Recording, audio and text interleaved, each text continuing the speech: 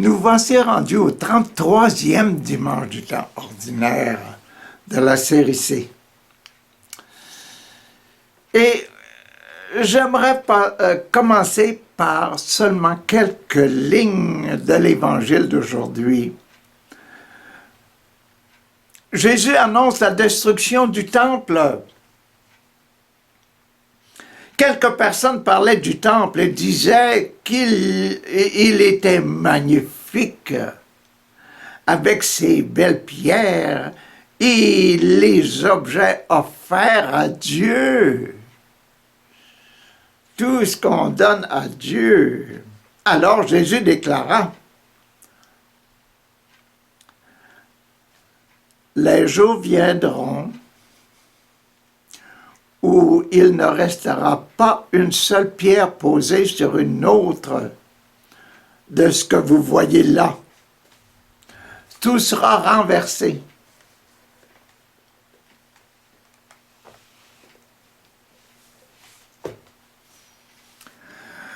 Vous vous rappelez la semaine passée que nous étions dans l'évangile de Luc, ici. Ici, là. Dans le bas de la première patte. Et cette patte-là de l'autel, cette patte de l'autel, elle est la patte fragile. La maison bâtie sur le sable. Et c'est ça qu'on vient juste de vous dire là. Un jour où tout ça s'écroulera. C'est ça dans l'évangile de Luc ici. Et ça correspond à ici. Donc le petit passage là, la fidélité au plan de Dieu, la fidélité, le mariage de Dieu avec son peuple, avec nous là, c'est qu'un jour nous allons mourir, que notre corps de chair, de terre va s'écrouler. Nous sommes bâtis sur notre Église personnelle, notre spiritualité, notre amour. L'amour est mis dans notre Église, dans notre corps, que notre corps un jour va mourir. C'est là. Et c'est les premières lettres de l'Évangile d'aujourd'hui. Donc, l'Évangile continue. Qu'est-ce qu'on va être obligé de faire? On va être obligé de partir du bas, là, et de monter dans le haut de l'autre patte. Dans le haut de l'autre patte, là. Et prendre la dernière partie de l'Évangile de Saint Paul, de Saint Luc. Hein? Paul et Luc, là, qui sont ensemble.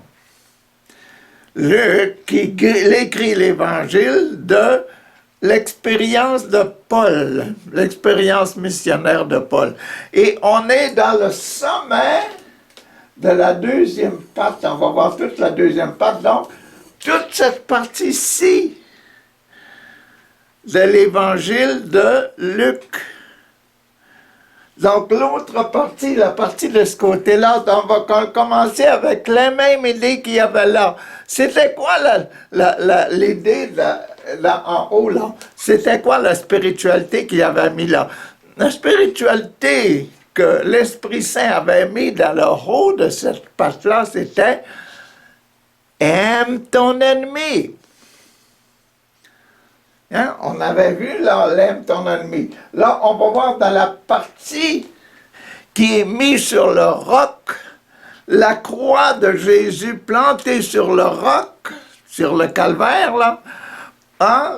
Le roc, là, qui est le Jésus et son Église et sa spiritualité, la spiritualité de Jésus, quoi?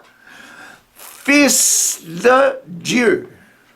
Notre spiritualité, fils de Dieu, je la répète, notre spiritualité, fils de Dieu, a les pattes, a la patte sur le roc. C'est là l'important de voir, nous devons toujours avoir notre pied sur le roc, notre patte sur le roc. Et là, aujourd'hui, le reste du passage qui est ici, il va être sur « aime ton ennemi, comme l'autre était là, aime ton ennemi. Là, c'est aime ton ennemi, la deuxième partie, la partie sur le roc. Comment aimer nos ennemis sur le roc? Je continue là. Jésus dit, voilà, hein? Aimer nos ennemis avec un pied sur le roc, Jésus dit. Et ça, c'est le commencement de la pâte. Donc, il va parler du baptême. Qu'est-ce que ça nous donne, le baptême? Être enfant de Dieu.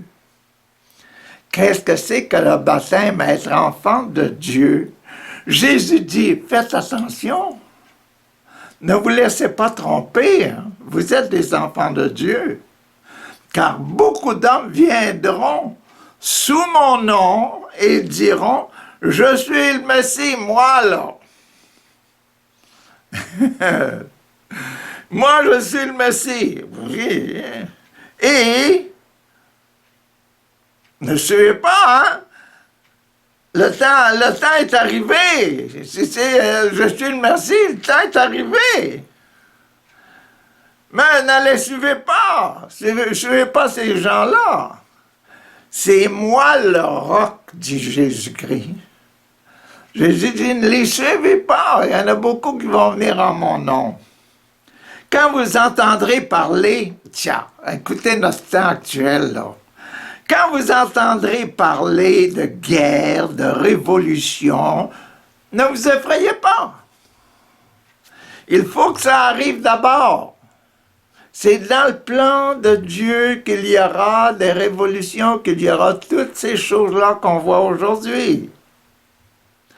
Mais ce ne sera pas tout de suite la fin du monde, là.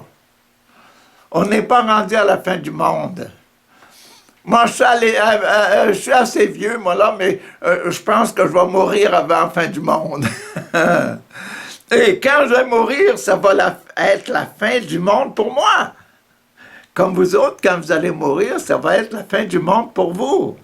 Il faut bien que je mette ça dans la tête que ce qui va rester à la fin du monde pour nous, ce sera notre récompense pour ce que l'on aura fait, semblable à Jésus, comme enfant de Dieu. Ce ne sera pas de suite la fin du monde, et puis il ajouta encore quelque chose. Ouais. Un peuple combattra un autre peuple. C'est ce qu'on voit aujourd'hui, hein? Et un royaume attaquera l'autre royaume. C'est bien ça qu'on voit aujourd'hui, hein? On s'ouvre les yeux et on dit, ben, c'est ça qui arrive, là. Il y aura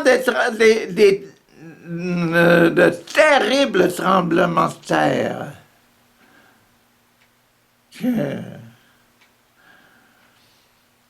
Et dans différentes régions, des famines, des épidémies.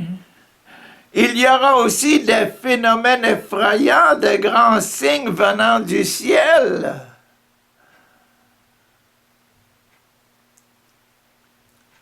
L'endroit où j'ai vécu pendant 1 an aux Philippines, là, le sud des Philippines, là, Mindanao, qui a été très, très, très ravagé hier ou avant-hier, il y a quelques jours, là, par un typhon formidable. Une centaine de personnes sont mortes à cause du typhon, à cause des écroulements, et tellement de pluie que la terre, ils étaient bâtis tout près des montagnes. Les montagnes, là, la terre, ça a glissé, puis tout ça, tout enterré, enseveli. Une centaine de personnes. Ben, les choses qui se passent, là, les choses en Russie et Ukraine actuellement, et dans d'autres pays, toutes sortes d'histoires qui se passent, c'est formidable. Donc, ce qui est important dans tout ça, c'est pas les cataclysmes et tout ça, c'est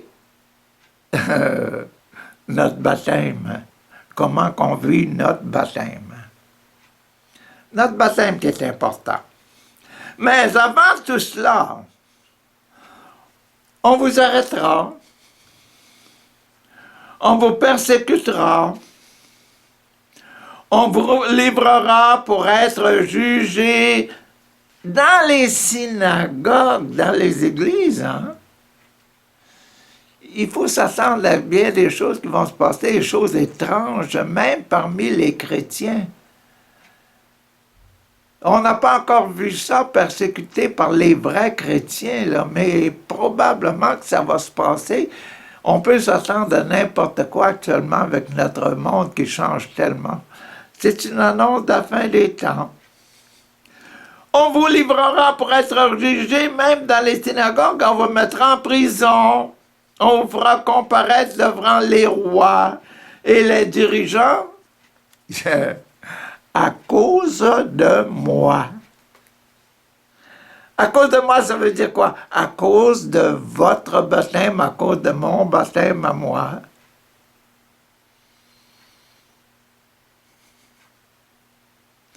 Et si je meurs à cause de mon baptême, et si je meurs baptisé, et en grâce, en faisant la volonté de Dieu, essayant de faire le mieux possible, comme Jésus ferait à ma place, voilà.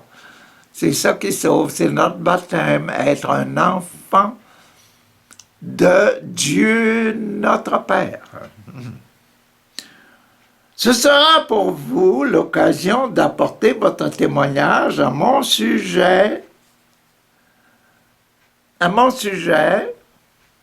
Apportez votre témoignage que vous me ressemblez, que tout ce que vous faites, c'est comme si je le faisais à votre place.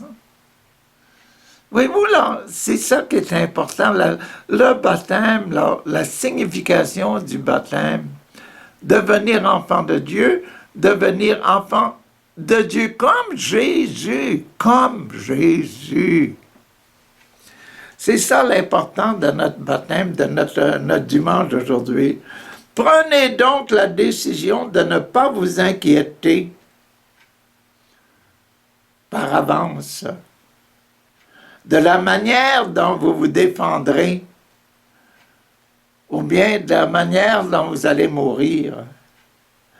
Car je vous donnerai moi-même, c'est Dieu qui parle, Je vous donnerai moi-même des paroles d'une sagesse telle que aucun de vos adversaires ne pourra leur résister ou contredire. Une sagesse formidable. Tiens, vous serez livrés même par vos pères et mères, tiens, vos frères, vous serez livrés, vos parents et vos amis, oui, vous serez livrés. On mettra à mort plusieurs d'entre vous. Les persécutions, voyez-vous, à cause de Jésus, à cause de votre baptême. Tout le monde vous haïra à cause de moi, à cause de « Je te baptise au nom du Père et du Fils et du Saint-Esprit », à cause que nous sommes des enfants de Dieu. Et c'est pour ça que Jésus est mort. Il se disait l'enfant du Père. Et les grands prêtres, dans le temps, ils pensaient que Jésus était un traître qui faisait un péché mortel, un péché qui mérite la mort en disant que Dieu, c'est mon papa. Voyez-vous? Ça, c'est pareil pour nous. Mourir parce que nous sommes des enfants de Dieu, c'est ça qu'on appelle le martyr. Martyrisé. Tout le monde vous haïra à cause de moi. Mais, là, passez de l'autre côté, là. Mais, pas un cheveu de votre tête ne sera perdu. Quand vous ressusciterez là, au ciel, là, Vous allez être complet. Même si vous coupez des membres sur la terre, là, pour vous tuer. Si vous mourrez sur la terre, il manque une oreille, il vous manque le nez, il vous manque la langue parce qu'on vous a coupé la langue, il vous manque la tête parce qu'on vous a coupé la tête. Il dira, comme Saint Paul, là, hein?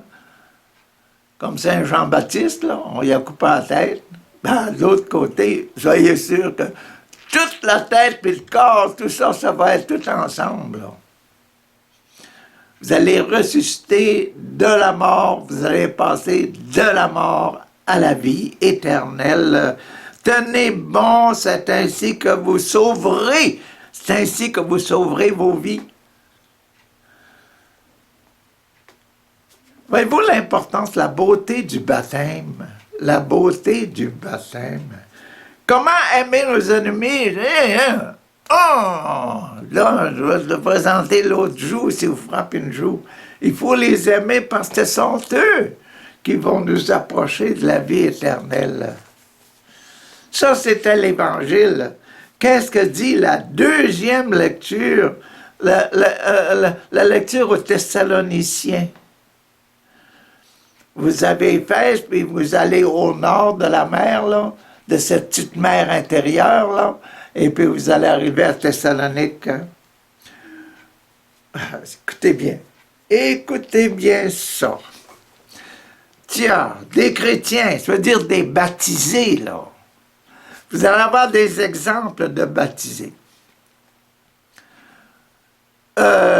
Des exemples de comment arriver à ce qu'on vient de dire dans l'Évangile, là, soyez patients, soyez fermes, soyez courageux. Vous savez bien, vous, ce qu'il faut faire pour nous imiter. C'est Paul qui parle.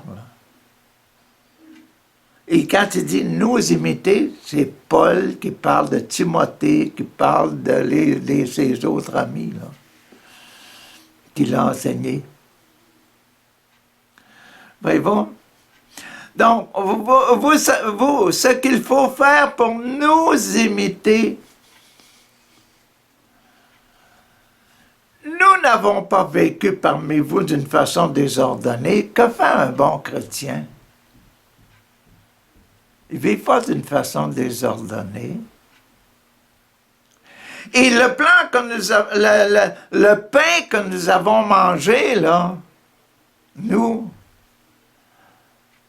ne l'avons pas reçu gratuitement, nous l'avons payé, notre pain, nous avons travaillé pour l'avoir, notre pain.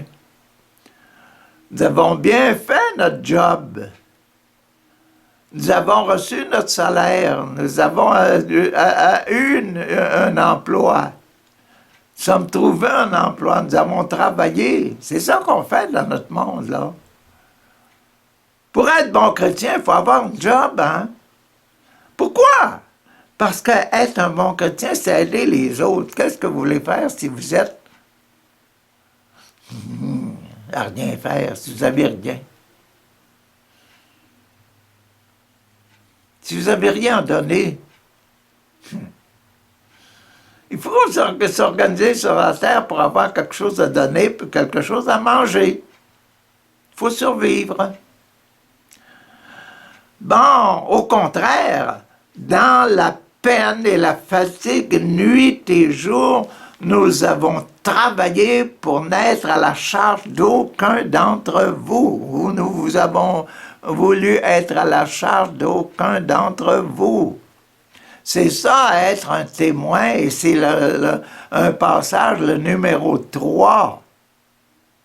Le passage numéro 3, c'est quelqu'un qui se confirme, et Paul confirme que lui et tous ceux qui enseignent l'Évangile dans le temps, c'est des gens qui prennent vraiment leur responsabilité. Bien sûr, nous avons le droit d'être à charge.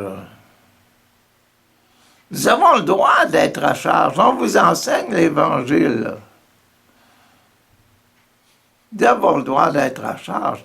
Mais nous n'avons voulu être pour vous, nous avons voulu être pour vous un modèle à imiter. C'est quoi être chrétien? C'est d'être un modèle pour les autres.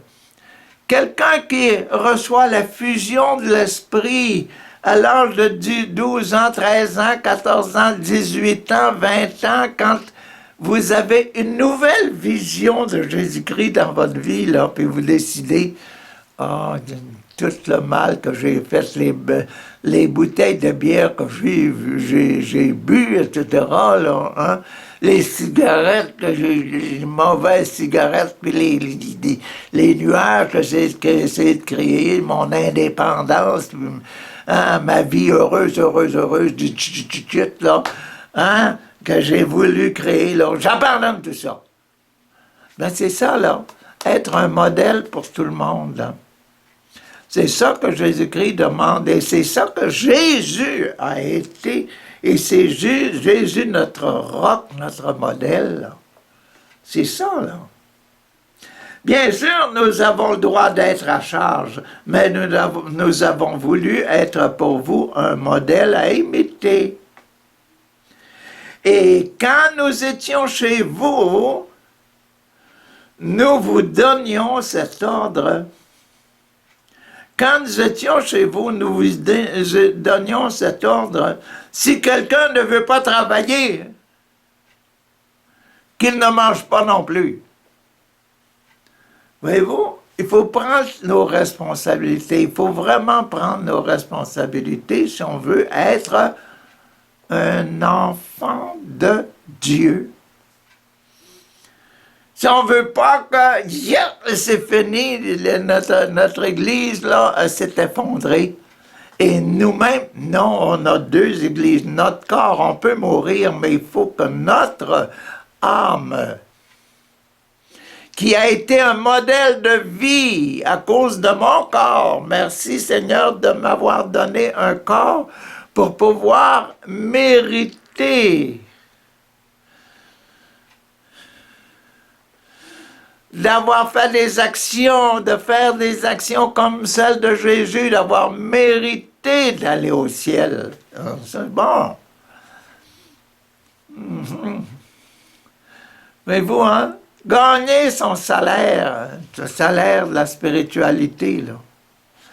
Il faut le faire, hein. C'est Saint Paul qui enseigne ça, là. Faut pas penser que quand on devient chrétien, bon, on va être pris à charge par tout le monde, on n'aura plus rien à faire, là. Ah! Si quelqu'un ne veut pas travailler, qu'il ne mange pas non plus. Or, nous apprenons que certains d'entre vous mènent une vie déréglée, affairée sans rien faire.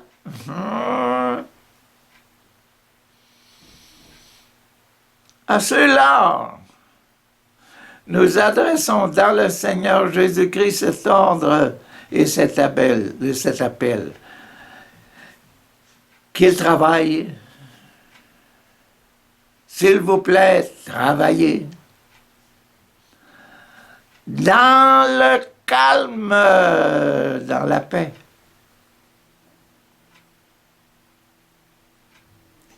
Pour manger le pain.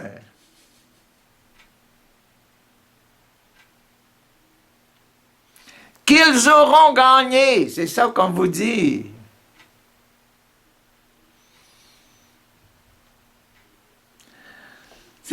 Hein? Les apôtres, là, Saint Paul, c'était dans les premiers qui ont fait la chose de Jésus, là. Merci, Paul. C'est beau, hein? Bon, merci.